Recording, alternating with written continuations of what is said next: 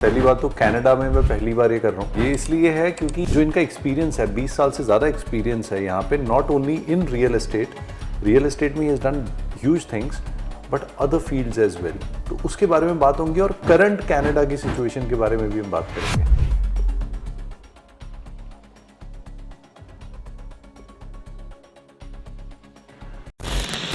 इस समय कनाडा में रियलिटी की सिचुएशन एक अनसर्टेनिटी सी है आज की डेट में कनाडा की real estate market. It's a tough time for real estate here. 42 to 43 deals in the first year. In very first year मेरा पहला घर मैंने बनाया, वो पहला घर ही मेरा होम एंड डेकोर मैगजीन में फीचर हुआ। हर बंदा यही कह रहा है कि रियल एस्टेट ने हमें हिला दिया है। वो तो टोटल बैंकक्रप्ट हो गया। प्रॉपर्टी उनकी 1 मिलियन का लिया है, अब वो घर की वैल्यू ही 8 लाख की हो गई है। अगर कनाडा में ही मैं इन्वेस्ट करूंगा तभी सर्वाइव करूंगा। Think out the box because your money should work for you. कहते हैं यहाँ आमदनी उतनी है नहीं जितने प्रॉपर्टी के प्राइसेस होते हैं। ये तो शुरू से चला आ रहा है। In life they are no shortcuts. Intentionally ऐसा कभी मत करो कि जिससे आप सो ना पाओ रात को।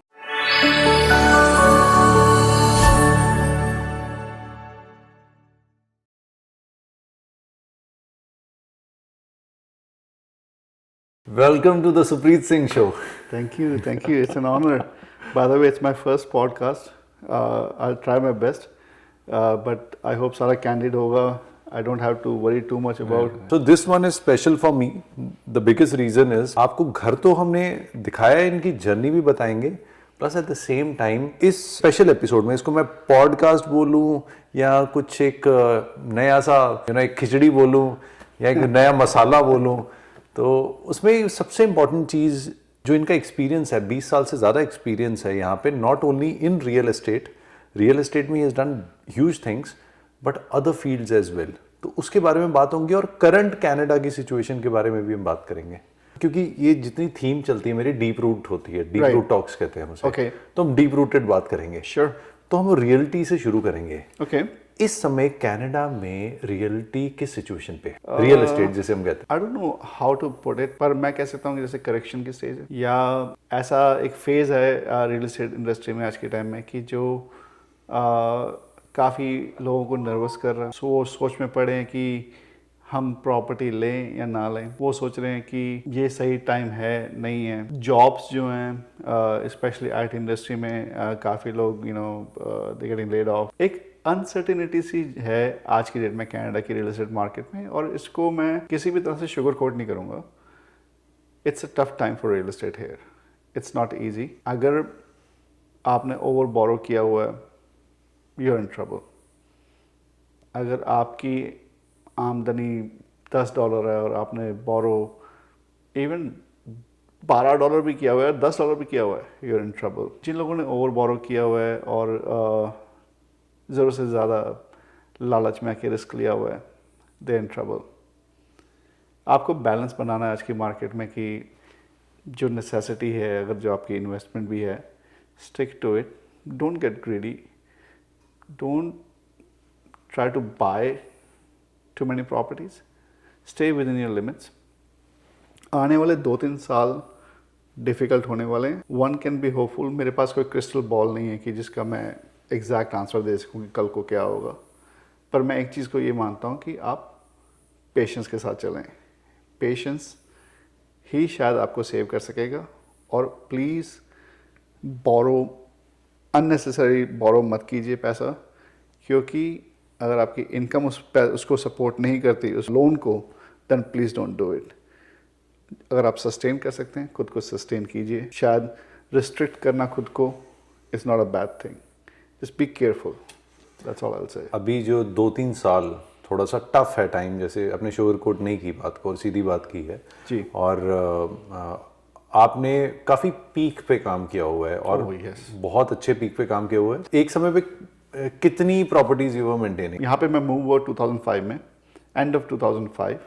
आई got my licence in end of 2006, और पहले साल में ही अगर real estate board of greater Vancouver ने मेरी कमर्शियल प्रॉपर्टीज़ की जो ट्रांजैक्शन थी, और वो भी उन्होंने इंक्लूड कर ली होती, तो आई वुड हैव बीन रुकी of the year, considering I was fresh of the boat. I think मैंने पहले साल ही अराउंड 42 to 43 डील्स मैंने कर ली थी and I was 42 to 43 deals in the first year. In very first year, और वो भी कंसीडरिंग मैं नया था कंट्री में, पर एक ड्राइव एक ज़ील के साथ आया था और यही था कि खुद को प्रूव करना है।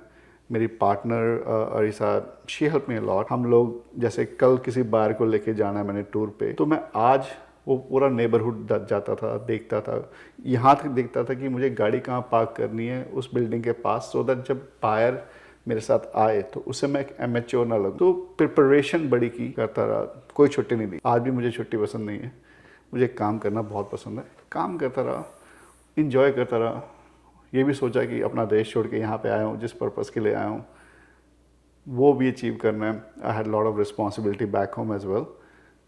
ओवरऑल उसके बाद I don't think I look back. Market ऊपर नीचे हुई, देन 2011 में आई गॉट इनटू कंस्ट्रक्शन। उसका भी एक बड़ी इंटरेस्टिंग स्टोरी है। मैं एक ओपन हाउस कर रहा था, और ओपन हाउस कर रहा था तो एक ग्रुप आया, नया घर था, तो ग्रुप आया। वो कहता है कि आने से, अंदर एंटर करने से पहले ही ये घर किस एथनिसिटी के बिल्डर ने बनाया। I said east Indian. वो घर के अंदर आए भी नहीं और चले गए। उनका माइंडसेट ये था कि ओह, ईस्ट इंडियन ने बनाया तो क्वालिटी अच्छी नहीं होगी। वो मुझे दिल पर बात लग गई। यहाँ पे हम हिंदुस्तानियों को ईस्ट इंडियन बोलते हैं। Yes that's right, east Indian. तो वो मुझे काफ़ी दिल पे बात लग गई। मैंने कहा नहीं, मैं बनाऊंगा, और मैं कुछ ऐसा बनाऊंगा कि जो ये घर लेगा उसको पता चले कि भले ये ईस्ट इंडियन ने बनाया, बट क्या चीज़ बनाएंगे। मेरा पहला घर मैंने बनाया, वो पहला घर ही मेरा होम एंड डेकोर मैगजीन में फीचर हुआ। And the first house, very first house. और उसके बाद मैंने काफ़ी घर बनाए, all modern contemporary, and I feel very fortunate कि मुझे अच्छी टीम मिली, तो अच्छे घर बनाता रहा। और आज तक फॉर्चुनेटली किसी भी घर में कोई ऐसी प्रॉब्लम नहीं आई कि जिसकी वजह से जो रेजिडेंट उनको कुछ इशू हुआ हो। अब मैं इस बार जब मैं कनाडा आया हूँ तो मैक्सिमम लोगों से मैंने रियल एस्टेट के बारे में सुना। हर बंदा यही कह रहा है कि रियल एस्टेट ने हमें हिला दिया है। आज से 2-3 साल पहले भी मैं सुन रहा था, तब लोग कहते कि इंटरेस्ट रेट्स ने हिलाया। तो अब इंटरेस्ट रेट्स काबू में आए हैं तो रियल एस्टेट हिल गया। ज़्यादा लोग कौन हिले हैं? जैसे आपने बताया कि जिसने खर्चे ज़्यादा पाल लिए थे, या जितनी, अगर फॉर एग्जांपल आमदनी अगर 10 की थी तो 12 का खर्चा डाला हुआ था। और वो जब तो मिनिमम बता रहा हूँ, लोगों ने 10 की आमदनी में 25 का खर्चा किया हुआ था। सो वो तो टोटल बैंकक्रप्ट हो गया। प्रॉपर्टी उनकी फोरक्लोजर में चली गई हैं। सो बट हाँ, जो फैक्ट है वो यही है कि जिन्होंने ओवर बोरो किया वो डेफिनेटली स्ट्रगल कर रहे हैं बहुत ज़्यादा, financially, emotionally, in every way. क्योंकि at the end of the day अगर आपका मनी का फ्लो टूट जाए, जी। और जैसे फॉर एग्जांपल जिसने एक घर 1 मिलियन का लिया है, अब वो घर की वैल्यू ही 8 लाख की हो गई है। जी तो उन्होंने 1 मिलियन का लिया है, जी एंड वो किस्तें जारी उसी हिसाब से, इनकम उस हिसाब से है नहीं। नहीं है। अब जब बेचने जा रहे तो कम में बिक रहे। जी तो इस केस में क्या डेस्परेट सेलिंग भी हो रही है? जी हाँ, एकदम हो रही है। और कई लोग तो हमने ऐसे भी देखे हैं कि उन्होंने प्रॉपर्टी ली, डिपॉजिट दिया, बट डिपॉजिट देने के बाद वो कंप्लीट नहीं कर पाए। तो कई लोगों ने तो अपने डिपॉजिट भी लूज़ किए हैं, उस पर फिर लॉ सूट्स होते हैं। और कुछ लोग ऐसे हैं कि जिन्होंने प्रॉपर्टी ली वो बेच नहीं पा रहे, तो then again properties they are filing bankruptcy, और वो फिर जो भी ये सब फोरक्लोजर में जा रहे हैं, कोर्ट ऑर्डर सेल्स में जा रही हैं। यस, काफ़ी ज़्यादा देखने को मिल रहा है। As a realtor community we are hoping कि this days will be over soon. लग नहीं रहा, लग रहा है टाइम लगेगा। ये 21वां साल है आपका कनाडा में, और आप पहले दिन से ही इस इंडस्ट्री में हैं। जी और पहले भी उतार चढ़ाव तो कहीं आए होंगे जी इसमें, रियल एस्टेट में। जी। तो ये अलग कैसे है, ये वाला समय जो है?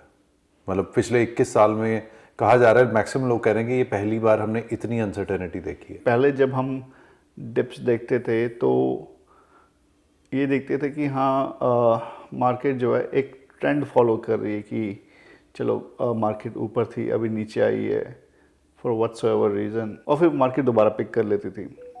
और लोग जो थे उसमें again even that time they used to be desperate sales और पैनिक हो जाते थे लोग। सेम चीज़ अभी भी हो रही है। मेरा ये मानना है कि Canadian real estate market will bounce back. Ups and downs अभी भी वही चल रहे हैं। इस टाइम ये इसलिए ऐसा ज़्यादा लग रहा है कि साथ काफ़ी सारी चीज़ें चल रही हैं।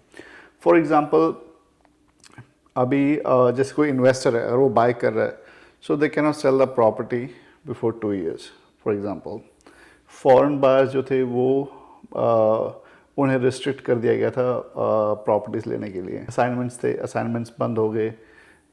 आई mean with some exceptions, you can still do the assignments, but it's a different topic। तो एक जो बायर का जो कॉन्फिडेंस है, बायर इनफैक्ट सेलर का भी जो कॉन्फिडेंस है वो डगमगा गया इस मार्केट में सारा। मुझे नहीं लगता कि अभी कोई भी ऐसे फ्रेम ऑफ माइंड में है कि जो इन्वेस्टमेंट प्रॉपर्टीज़ लेने के लिए मार्केट में है।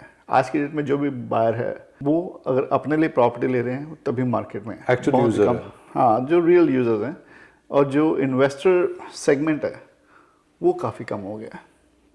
मुझे ज़्यादा दिखता ही नहीं। तो जो इन्वेस्टर सेगमेंट जो कम हुआ है, क्या लगता है कि किस तरफ ज़्यादा दे मूव्ड, कौन से देश की तरफ ज़्यादा इन्वेस्टमेंट चलेगी हैं? काफ़ी जिनको मैं जानता हूँ काफ़ी लोग इंडिया चले गए। जब हमारा बैकग्राउंड थाईलैंड से कनेक्टेड है, हमने वहाँ पे इन्वेस्ट करना भी किया, शुरू किया। We feel market is much safer there. मैं ये नहीं कह रहा कि आप वो करो कि आप, पर आप आज की डेट में बहुत ज़्यादा रिसर्च करनी पड़ेगी। आपको देखना पड़ेगा कि आपको रिटर्न कहाँ से बेटर मिलते हैं, और थिंकिंग आपकी ग्लोबल होनी चाहिए। आप ये सिर्फ एक माइंडसेट लेके मत चलें कि अगर कनाडा में ही मैं इन्वेस्ट करूँगा तभी सर्वाइव करूँगा। Think out the box. अगर आपको बाहर इंडिया या किसी और कंट्री में भी इन्वेस्टमेंट की अपॉर्चुनिटी मिलती है, please go for it, because your money should work for you. अगर आपके पास स्पेयर है, और look for those kind of opportunities यहाँ पे जो आपको लगता है कि हाँ, अगर वंस मार्केट इज़ करेक्टेड तब आप शायद उसका एडवांटेज ले सकें। But again, talk to your realtor, do your due diligence, बहुत रिसर्च करिए and make an educated decision, because at the end of day it's your money, your investment, आपकी कमाई, आपकी मेहनत की कमाई का पैसा है। सो सही डायरेक्शन में लगाएं। बट जैसे हम कनेडियन रियल एस्टेट की जब बात करते हैं तो कहते हैं यहाँ आमदनी उतनी है नहीं जितने प्रॉपर्टी के प्राइसेस होते हैं। ये तो शुरू से चला आ रहा है और काफ़ी टाइम से चला आ रहा है। बट अभी जिस हिसाब से महंगाई हुई है, ऊपर से ये war and all this stuff going on, चीज़ें और महंगी होती जा रही हैं। Things are getting more complicated. मैं तो ये कहूँगा कि चीज़ें सेटल होने में 2-3 साल अभी मुझे लगता है ईजी लगेंगे। तो अभी मैं इन्वेस्टमेंट से थोड़ा सा, कनाडा में स्पेशली, थोड़ा सा परहेज़ करूँगा। अगर मुझे अपॉर्चुनिटी कहीं बाहर मिलती है, अच्छी मिलती है, I will definitely look there where I feel कि मेरे इन्वेस्टमेंट सेफ हो। रिटर्न भले इतने ज़्यादा ना हो पर एटलीस्ट सेफ हो। वो मेरा नंबर 1 क्राइटेरिया रहेगा। आपने भी कनाडा से शुरू किया है जी। इनफैक्ट कोइंसिडेंटली शुरुआत मेरी कनाडा से हुई है, तो गुरु तो मैं हमेशा कनाडा को मानता हूँ कि जो सिखाया है मेरे को, जो भी आज की डेट में जो मैं कुछ भी थोड़ा बहुत कर पा रहा हूँ, वो जो पहले 2.5 साल जो कनाडा में सीखे थे, चाहे वो प्रोफेशनलिज्म हो, राइट, चाहे वो सीधे चलने का सिस्टम हो, राइट, और वो एक तरह से पैसों की वैल्यू और ग्राइंड करने वाली जो चीज़ है वो यहाँ पे आती है। I remember those days. Wow, I mean what a journey you have to breathe, incredible, from where you started. I still remember where you to live, और इतना पैदल चलना। I mean, I wish I could tell people कि walking कितनी होती थी, and very proud of you, by the way. On average, I had calculated back then I used to walk 5 kilometers minimum. Yeah, I remember those days, man. I was like, wow. And वो भी ठंड में, Well, this is actually वो जो experiences थे, अगर वो ना होते मेरी लाइफ में तो शायद this is actually वो जो experiences थे अगर वो ना होते मेरी लाइफ में तो शायद मैं जो कर पा रहा हूँ शायद ना कर पाता, and I am so blessed I had those experiences. 100%, 100%। और लाइफ में ना लोग कई बार रोते पिटते हैं कि मैंने ना बड़ा सहा है और मैंने ना बड़ा टफ टाइम देखा है, मैंने बड़ा ये किया बड़ा वो किया। नहीं, आपने जो किया है आपने सिर्फ एक्सपीरियंस लाइफ के लिए हैं, और अगर आपने उस एक्सपीरियंस को अपनी लाइफ में रियल लाइफ में इम्प्लीमेंट कर दिया है then you are a winner. क्योंकि जो रोता है वो हमेशा रोता ही रहता है, जो सीखता है वो हमेशा आगे बढ़ता है। बहुत सही बोला, जो रोता है वो रोता रहता है, जो सीखता है वो आगे बढ़ता है। You have gone through tough health as well, Yes. And it was actually shocking for us as well. Yeah, I mean, it was in 2025. Um, I had a chest pain, and trying to be macho. मैंने गाड़ी उठाई और मैं खुद ही hospital चला गया drive करके, और वहाँ पे डॉक्टर्स ने फटाफट देखा। They were like, oh okay, I think you have a mild heart attack. Immediately मुझे किया, उन्होंने एडमिट किया। उसके बाद they found out कि I have 13 blockages. 13 blockages? 13 blockages, और at the age of 45, then they said, okay, we have to do a bypass surgery on you. I was like, okay, अब जो हो गया सो हो गया, you know, as I said, रोने का कोई फ़ायदा नहीं। I was in good positive state of mind कि चलो एटलीस्ट मैं सही टाइम पे हॉस्पिटल पहुंच गया। You know, उस परमात्मा का शुक्र है कि सही टाइम पे वो सोच लिया कि हाँ मैं चलो हॉस्पिटल जाके दिखा लाता हूँ। It was in 23. 25. It was last Oh, year? sorry, no, hang on, what am I saying? 24. 24, okay. It was in 24. हाँ, Okay. चला गया। फिर they had a bypass surgery, one of the most painful surgery मैं कहूँगा। और I mean, वो मैं अपने enemies को भी विश नहीं करता कि उनको भी इसके थ्रू जाना पड़े। हालांकि मेरे कोई enemies हैं नहीं, I don't believe in that वो enemy word, but just for the heck of it। सबसे painful phase था मेरी life का। Fortunately, my family was there, wife was there. I had couple really good friends जो साथ में थे। Because I was young, I was able to recover very fast. But then उसकी वजह से प्रोफेशनली थोड़ा मैं बैक ट्रैक हो गया, बिकॉज रियल एस्टेट में ये to be on top of your game all the time. पर मेरे दिमाग में एक ही चीज़ थी कि उस परमात्मा ने, उस भगवान ने मुझे एक दूसरा चांस दिया है। That means they want me to, the God wants me to do something better. I took it as a challenge कि second chance, second life, you know, let's see what I can do. और मुझे ऐसा लगा कि I'm restarting my life, restarting another phase. सबसे best part ये थी कि throughout this time मैंने कभी भगवान से किसी से कंप्लेन नहीं की why me, मेरे साथ ही क्यों। हो गया, शायद इसमें भी कुछ भला होना था। और वही मैं अपने बच्चों को भी ये बताता हूँ कि at the age of now 47 I can still think of कि हाँ मुझे रीस्टार्ट दोबारा करना है, या एक पुश अपने आप को और देना है, और पुश करते रहना है काम करने के लिए और पैशनेट होने के लिए काम के लिए। तो कभी ये इंसान ना सोचे कि बस हो गई यार, मुझसे तो हो ही नहीं रहा। मैं तो रोज़ सुबह उठ के ये कहता हूँ कि यार आज नया दिन है और मेहनत करनी है। क्योंकि जिस इंसान ने काम को एंजॉय करना शुरू कर दिया वो कभी पीछे नहीं हो सकता, पीछे हट नहीं सकता, हमेशा आगे बढ़ता रहेगा। ये फेज जो था इसने मुझे शायद 4 स्टेप पीछे कर दिया लाइफ में, पर उतने ही ज़ोर से मुझे पुश दिया कि आगे मैं 10 स्टेप जितनी जल्दी हो सके ले सकूं। कई बार कुछ ऐसी चीज़ें भगवान करता है, द ऑलमाइटी डज इज, कि वो आपको इसलिए रोकता है कि आपने फ्यूचर में कुछ और बड़ा करना हो, एक तरह से पिवट भी देता है। और एब्सोल्युटली मैं रिग्रेट्स को ऐसा बिलीव नहीं करता। मैं कहता हूँ कि गलतियाँ भी होती हैं इंसान से, but they are part of your experience of life. Experience of life आप सीखो उनसे। आप जैसे मैं पहले कह रहा था कि जो रोता है वो रोता ही रहता है। You know, I was laughing about this whole thing कि like come on, like you know, at such a young age, you know, दिल को मेरा दोबारा से दुरुस्त कर दिया। And I was making sure कि बिकॉज आई डोंट वांट मेरी फैमिली थोड़ा उसमें और नर्वस हो, अगर मैं नर्वस होता तो। सो with everybody's support, great doctors, great surgery, great rehab program here. I mean, I still play cricket. So I was going back to play cricket, and you know, The same energy? same energy, even more driven. So No, you are a perfect example of, say yes to life. Yeah, I mean, I got one life, right? I better make the best use of it, क्योंकि जिंदगी ना मिलेगी दोबारा. जिंदगी ना मिलेगी दोबारा, बिल्कुल सही बात है। एक और पॉइंट है, जैसे कनाडा में मतलब मैं जैसे कह रहा हूँ कि मैं गुरु मानता हूँ, तो यहाँ पर कौन लोग हैं जो सस्टेन कर पाते हैं और जो ग्रो कर पाते हैं, और कौन लोग हैं जो एक्चुअली कनाडा में सक्सेस नहीं पा पाते? वो थॉट प्रोसेस क्या है? थॉट प्रोसेस का डिफरेंस है या क्या डिफरेंस है उसमें? What is that difference? हम लोग ये सोचते हैं कि हो जाएगा, देख लेंगे, देखी जाएगी। देखी जाएगी. इनफैक्ट बड़ा बढ़िया है कि व्हेन पीपल से oh don't worry don't worry don't worry, हो जाएगा, आई स्टार्ट वरिंग. क्योंकि मुझे लगता है कि जो अननेसेसरी खुद को हौसला दे रहे हैं कि भाई हाँ कल देखी जाएगी, वो नहीं होता. जो आज में बिलीव कर रहा है, जो जिस काम के लिए हम आज एक्शन ले रहे हैं, उसका रिजल्ट हमें कल मिलेगा.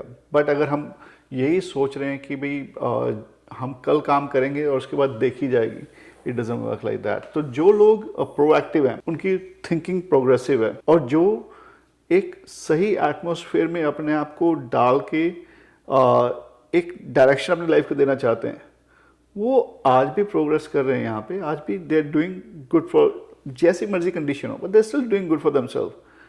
But people who over borrowing, वो financial aspect they are different, like वो सब चीज़ें हैं, वो तो it's a big no. But जो लोग यही रिलाई कर रहे हैं कि हाँ एक दिन ठीक हो जाएगा, तब मैं भी ठीक हो जाऊंगा, वो सोच ही गलत है. ऑडियो पॉडकास्ट था कहीं पे, वो कहता है कि आप अपनी आंखें बंद करो, 10 साल के बाद सोचो, ये सोचो कि बड़ा बुरा टाइम है, कुछ सही नहीं हो रहा, लाइफ में सब उल्टा सीधा है, सब कुछ इधर उधर है. और उस 10 साल के बाद आप सोच रहे हो, आई विश मैं 10 साल लाइफ में पीछे जा सकता, ये सारी प्रॉब्लम्स मैं ठीक कर देता. वो जो आप 10 साल उस टाइम सोच रहे हो कि 10 साल मैं पीछे चला जाता, मैं सब ठीक कर देता, वो आज है. जब आप 10 साल पीछे आने की बात करें, तो आज से ठीक करना शुरू करो, ताकि जो 10 साल के बाद आप सोच रहे हो कि कहीं से गलती हो जाएगी, वो ना हो. एक्चुअली क्या होता है कि कई बार हम इतने भूतकाल में रहते हैं कि हमारा जो प्रेजेंट है, प्रेजेंट और फ्यूचर दोनों भूतकाल बन जाते हैं. Exactly, because we are not able to come out of the past. 100%, I agree with you.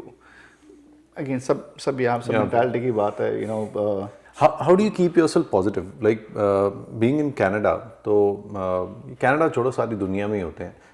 दो तरह के लोग ज़्यादातर, दो ही कैटेगरीज ही होती हैं, एक सकारात्मक और एक नकारात्मक. Positive beings and negative beings के कुछ होते हैं कि जो बिल्कुल नीचे गिर गए फिर भी उसमें पॉजिटिविटी निकाल देते हैं कि यार रब ने पढ़ा लिखा है, उन्हें कुछ चंगा ही सोचो होना. दूसरा है कि अगर उन्होंने 10 ਵਿੱਚ 9 नंबर मिले तो मैनू 1 नंबर क्यों मिले, रब मेरे नाल प्यार नहीं करता, या दैट काइंड ऑफ स्टफ. और उसका क्या रिजल्ट का क्या फर्क पड़ता है? देखो जी, ये जो टाइम है, ये जो दौर है, हम लोग कैमरा, मैं एक एग्जांपल देता हूँ, जैसे हम फ़ोन के यूज टू हैं, राइट. हमने लाइफ भी फ़ोन की टाइप की बना दी है. हमें कोई एक प्रॉब्लम दिखती है तो हम उसको जूम इन करने लग जाते हैं.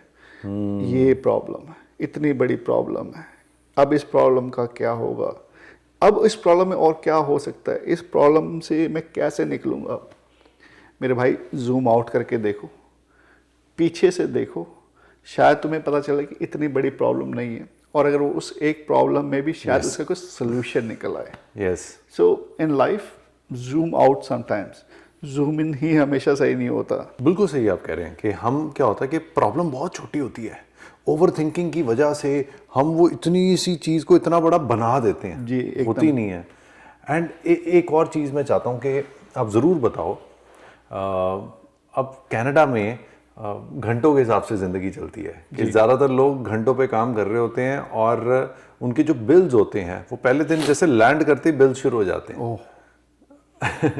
तो उस केस में आप अपने पैशन को कैसे फॉलो करो यहाँ पे? क्योंकि लोग फिर कहते यार यहाँ तो हम गुजारा कर लें या पैशन फॉलो कर लें, बट ऐसा नहीं है. कई लोग वो अपना पैशन फॉलो करके आगे निकल भी लेते हैं. तो क्या फ़र्क पड़ता है उस चीज़ में, क्या फ़र्क रहती है अप्रोच की? भाई मैंने तो ऐसे लोग भी यहाँ पे देखे हैं, मुझे लगता है कि उनके पास 24 घंटे से ज़्यादा है, वो काम भी कर रहे हैं, they are taking the kids for classes, वो अपना पैशन भी फॉलो कर रहे हैं, और and they still doing good for themselves.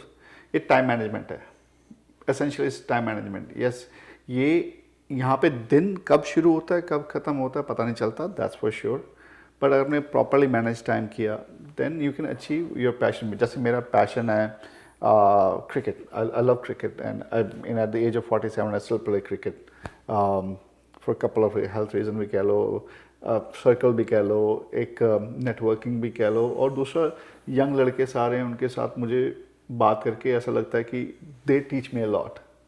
जब मैं उन्हें गाइड करता हूँ, इनफैक्ट वो मुझे बहुत कुछ सिखाते हैं।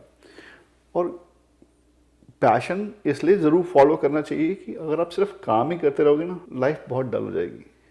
थोड़ा सा टाइम अपने लिए निकालो, ज़रूर निकालो, टू रिवाइव योर सेल्फ। ऐसा नहीं है कि आपके पास आपको 16 घंटे काम करने हैं, आप 14 घंटे 12 घंटे भी काम। मैंने 12 शुरू में जब मैंने इतनी सारी सेल्स की थी, और जब मैं घर बना रहा था, कंस्ट्रक्शन पे था, मैं 14 15 घंटे काम करता था। कई बार किस दिन 2 घंटे काम कर लिए किस दिन मैंने, तो वो मैनेज हो जाता था। एक चीज़ मेरे था कि जिस चीज़ के लिए मैं पैशनेट हूँ, सपोज क्रिकेट के लिए, या फिर मेरी फैमिली है, उसको टाइम देना, उन्हें बाहर लेके जाना। आई मेड श्योर कि my kids when they turn 5 और 10, कोई भी है, टुक देम टू डिज्नीलैंड, वो उनको एक ट्रीट देना कि हाँ वो एक्सपीरियंस देना। वो इसलिए ज़रूरी है कि लाइफ और वर्क का बैलेंस बड़ा ज़रूरी है। अगर मैं सिर्फ इंजॉय करता रहूँ देन आई एम स्क्रूड, अगर मैं सिर्फ काम भी करता रहूँ even then I am screwed, because family will complain. और at the end of the day time निकल जाता है, टाइम निकल जाता है। इसी पॉइंट पे है। जैसे अभी कनाडा की करंट सिचुएशन है, यहाँ पे लोग कहते हैं कि हम जितना मर्जी काम कर लें हमारे फिर खर्चे नहीं निकल रहे। तो अब इसमें तो कोई सोल्यूशन नहीं, ऊपर से जॉब कट्स बहुत हो रहे हैं यहाँ पे। I think more than 90,000 jobs were cut in the month of January. Yes, तो जब ऐसी सिचुएशन में अब बंदा करे तो क्या करे कनाडा में, क्या क्या सोच लेके चलेंगे? और जो लोग जैसे इंडिया से जो लोग आए हैं जिनका बिल्कुल नहीं गुजारा हो पा रहा, क्या उन्हें यहाँ पे रुक के हासिल करनी चाहिए या वापस इंडिया चल जाना चाहिए? देखिए जी, मैं तो साफ कहता हूँ कि अगर आप इतना ज़्यादा स्ट्रगल कर रहे हो, इंडिया में आपका खुद का घर है, और आपके पास एक ऑप्शन फैमिली बिजनेस या कुछ भी एक ऑप्शन है, बैकअप ऑप्शन है, might as well go back. क्योंकि बिल्स नेवर स्टॉप। आपको बिल तो पे करना पड़ेगा ही पड़ेगा, whether it's your cars payment, your rent, grocery, कुछ भी हो, you to keep paying that. अगर आपको ये लग रहा है कि हाँ, जैसे मैंने पहले कहा था कि कल देखेंगे, कल हो जाएगा, अगर आप उस मेंटालिटी से काम कर रहे हो then you in trouble. Give yourself little bit time, एक ग्रेस पीरियड दो खुद को कि हाँ भाई इतने पीरियड तक मैंने अपने को टारगेट दे दिया कि 4 महीने 5 महीने 6 महीने, ये मैंने टारगेट दे दिया कि मैंने इस टाइम तक देखना है। उस टाइम के अंदर if things work out, please this is your home.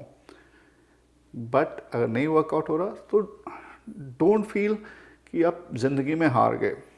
जैसे मैंने पहले कहा था कि रीस्टार्ट जो है ना, वो कभी भी हो सकता है, और रीस्टार्ट की कोई एज नहीं होती, और कोई शर्म वाली बात नहीं है। सबसे बेस्ट एग्जांपल सुप्रीत यहाँ पे है, एंड अगर उसने वो मूव नहीं किया होता कि वापस जाके डैड का बिजनेस, वो फार्मास्यूटिकल का जो एक इसने एम्पायर बनाया हुआ है, वो इस्टेब्लिश नहीं कर पाता। यहाँ पे अगर वो होता, क्या पता जहाँ पे आज है उसमें हु नोज या तो शायद सुपरस्टार होता या कुछ भी ना होता, राइट। पर he made up his mind कि भाई मेरे को वापस जाना है। काफ़ी लोगों ने मना भी किया था, कनाडा छड़ के जा रहे हैं, कनाडा छड़ के जा रहे हैं, ना जा पीआर छड़ के जा रहे हैं, हाँ पीआर छड़ के जा रहे हैं। And I still remember that day, I was one of very few guys who told him नहीं वापस जा, it's okay, it's all good. yes, I remember that. And these kind of things, because you have also वो scratch से buildup किया चीज़ें हैं, and you understand sometimes it's भीड़ से निकलना ज़रूरी है, और अपने दिल को अपने हार्ट को फॉलो करना ज़रूरी है। अगर कई बार कोई चीज़ें सही नहीं लग रही, और सच में लोग की कहणगे, लोग की सोचणगे, कोई फर्क नहीं पैंदा। आप जिंदगी अपने लिए जीनी है और अपने हिसाब ਨਾਲ जीनी है।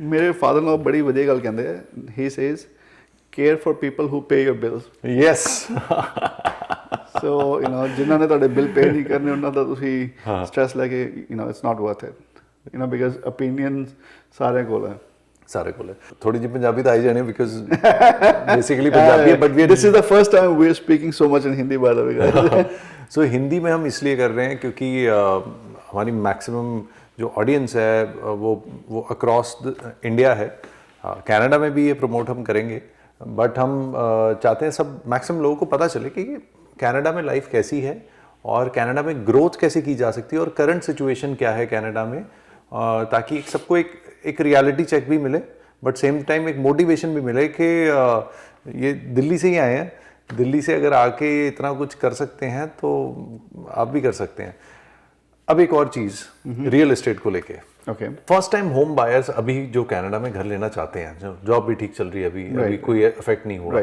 तो अभी घर लेना चाहिए या रुकना चाहिए भाई अगर फर्स्ट टाइम होम बायर के प्रोस्पेक्टिव से देखूं अगर जॉब स्टेबल है फ्यूचर आई मीन ऐसा नहीं लग रहा कि you know will be laid off और एक इनकम आपकी स्टेबल है best time to buy the property great deals insane deals हैं इस टाइम मार्केट में interest rate is reasonable it's not that bad मेरे पर्सनल ओपिनियन से and just an opinion go for variable rates you know and see how it goes definitely they should by the property at least better than paying the rent because they are making the landlord rich only अगर आपकी income stable है then only अगर for example husband wife मिलके एक lakh dollar साल का कमा रहे हैं अभी इस समय लिविंग इन सरी फॉर एग्जांपल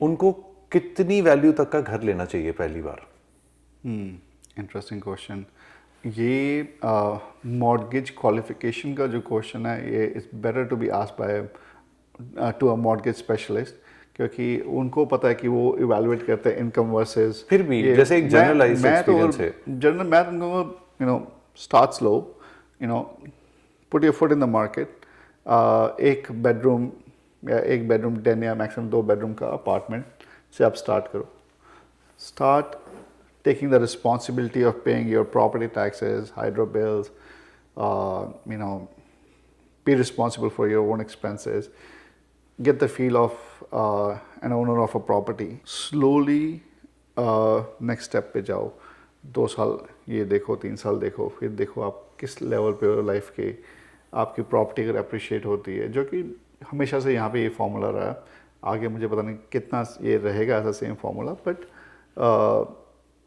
प्रॉपर्टी अप्रिशिएट होती है उस अप्रिसिएशन का एडवांटेज लेके देन अपग्रेड स्लोली रश मत करो यू नो ओवर बोरो अपनी हैसियत से ऊपर मत करो please you know long term सोचो और प्रॉपर्टी वही लो जिसमें आपको लगता है कि eventually the property has some potential to appreciate because at the end of day भले ही वो आपका घर है बट वो आपकी इन्वेस्टमेंट प्रॉपर्टी भी है बिकॉज कभी ना कभी आपको प्रॉपर्टी बेचनी पड़ सकती है तो उस पॉइंट ऑफ व्यू से आप प्रॉपर्टी लो बिल्कुल सही है क्योंकि बेचनी भी पड़ सकती है और जो सबसे बिग नो जो होता है किसी के लिए भी इन्वेस्टमेंट के लिए मैं एक जनरल सा क्योंकि यू बीइंग अ रियल्टर आपके लिए तो सारे एक तरह से ही चीज़ें होंगी बट फिर भी कनाडा में एक बिग नो क्या होना चाहिए इन्वेस्टमेंट के लिए फर्स्ट टाइम इन्वेस्टर के लिए मेक श्योर कि प्रॉपर्टी की इंस्पेक्शन ज़रूर कराओ लोकेशन बहुत इम्पॉर्टेंट है don't rush do your due diligence leaky condos big no ज़रूरत नहीं हाथ लगाने की मेक श्योर कि प्रॉपर्टी में कोई इलीगल सब्सटेंस ना ग्रो हुए हों I mean other than that there is no such big no in my opinion over borrowing वो मत करो don't be greedy please you know life will give you more opportunities to become rich और मैं हर किसी को एक advice मेरे जितने भी नेफ्यूज़ हैं कज़न्स हैं छोटे भाई हैं उनको मैं एक ही एडवाइस देता हूँ in life they are no shortcuts yes no shortcuts I 100% endorse it मैं हर बार यही बात करता हूँ नहीं है Yeah. वो ग्राइंड, वो हसल से निकलना ही पड़ेगा, and it's a continuous thing, and then you realize Right. कि it's a learning thing, and और जैसे आप बता रहे हैं कि हर समय वो आइडियाज आते हैं, फिर आपकी आदत बन जाती है, एंड यू बस यही होता है कि जो आप 10 घंटे का काम आप आधे घंटे में कर लेते हो, आप भी थोड़े थोड़े चैट जीपीटी बन ही जाते हो। जी जी एकदम। भले रियल एस्टेट हो, भले लाइफ में कुछ भी आप डिसीजन ले रहे हो, वेदर पर्सनल लेवल पे, प्रोफेशनल लेवल पे, किसी भी लेवल पे, मेरा ये मानना है कि काम ऐसा करो कि रात को जब सो तो अच्छी नींद आए, गिल्ट रिग्रेट वाली नींद ना आए कि मैंने किसी के साथ बुरा कर दिया या किसी के साथ कुछ गलत हो गया। कोशिश ये करो, अनइंटेंशनली कुछ हो जाए that's a different thing, but intentionally ऐसा कभी मत करो कि जिससे आप सो ना पाओ रात को। इसमें मैं बहुत ज़्यादा बिलीव करता हूँ। And I'm glad we are able to record this much. So this is actually a surprise, and thank you so much for taking out time at such a short notice. No problem, and I don't know what I said, क्या सही क्या गलत मुझे नहीं पता, बस जो दिल में आया मैंने वो बात कर दी।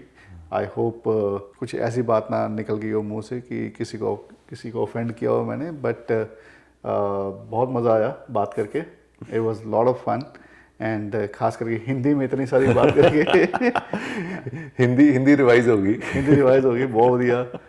But no, thank you for coming, and you know I hope you keep coming back to Canada, and next time maybe, who knows, maybe I'll see you in Chandigarh and looking for some investment opportunity options. I know you will. I know you will.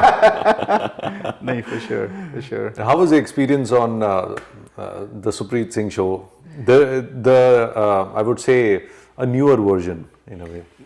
मुझे तो ऐसे लगा कि जैसे मैं अपने दोस्त से बात कर रहा हूँ, एंड काफ़ी कैंडिड था, और यही मैं शायद ज़्यादा नर्वस हो रहा था जब सुप्रीत ने मुझे बोला कि हम पॉडकास्ट करेंगे, but the way you held the whole conversation, it went quite smooth. You're amazing. I don't have secret. I feel कि आप जितना ओपन, जितनी खुली किताब हो, आपसे कोई ऐसा एडवांटेज ले नहीं सकता लाइफ में। मैं वो सीक्रेट रेसिपी वाली चीज़ को मैं बिलीव ही नहीं करता। इनफैक्ट आप जितना सिखा सकते हो, जितना बता सकते हो, और जितना सीख सकते हो, बेटर है। और जिस बंदे ने रोज़ सीखना स्टार्ट कर दिया, वो कभी फेल नहीं हो सकता, कभी लाइफ में पीछे नहीं हो सकता। जिस दिन इंसान ने अपने आप को गुरु मान लिया, देन ही screwed. That's true. We should be learners for life. Learners for life, for sure. And thank you, Supreet. Thank you. Thank you. Yeah, a lot of fun. Yeah, same here. See you.